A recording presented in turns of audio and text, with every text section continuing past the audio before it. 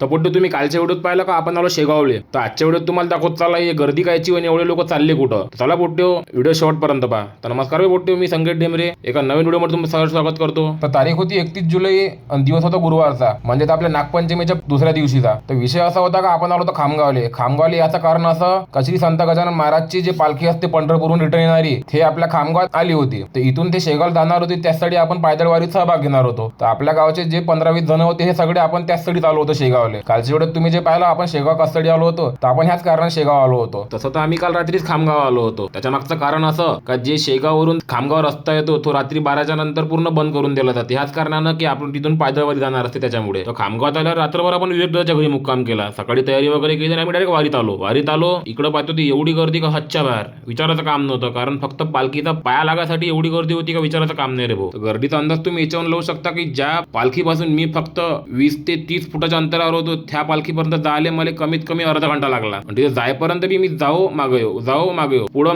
मागं हेच चालू होतं मागं. एका जागेवर उभं राहणं म्हणजे बहुत बेकार काम होत तिथं. आता तुम्ही हे गर्दी पण विचार करू शकता. याच्यात जर तुम्ही लहान लेकन बुडे बाडे जर आणले तर त्याचा काय हाल होईल. कारण मी ह्या डोळ्यासमोर हाल पाहिले त्याचे. कारण माझ्यासमोर एक आजी बेशुद्ध पडली होती एवढ्या गर्दीमध्ये. तुम्हाला दाखवत लागन चला पुढं. पण आपल्या महाराष्ट्र पोलीस आणि मंदिराच्या सेवेकरले मान लागन बाई. एवढ्या गर्दीत कोणाला कोणतीच गैरसोय होऊ दिली नाही. एवढ्या गर्दीत लोकांना सगळ्याला दर्शन करू दिलं बरोबर हळूहळू जसं होईल तसं. आणि मेन म्हणजे आपल्या तुम्ही व्हिडिओमध्ये मागं पाहिलं असं का एक अँब्युलन्स येऊ राहिली. ती अँब्युलन्स ह्याच कारणासाठी होती. जी आजी पडली होती ना त्या आजीला तिथं अँब्युलन्स मध्ये टाकलं पटकन पैकी. मग चला पोट्टे माझं दर्शन घेतलं पालखीचं, तुम्ही दर्शन घेऊन घ्या आणि कमेंटमध्ये जे